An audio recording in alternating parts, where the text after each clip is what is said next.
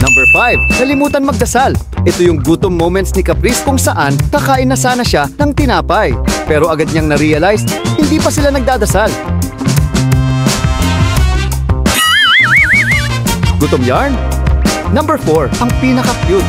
Ito yung moment na binato ni Lee ang bola kay Caprice nang sabihin kung sino ang pinaka-cute na housemate.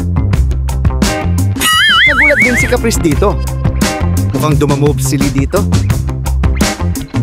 Number 3, pagkindat. Ito yung moment na may hawak silang kandila at pasimple siyang nag-wink. Sabi pa ng netizens, ang cute raw ni Caprice. Babyface ang atake. Number 2, maamo mukha. Kung close-up ang usapan, marami niyan si Caprice. Kita sa video ang mga babyface moment niya.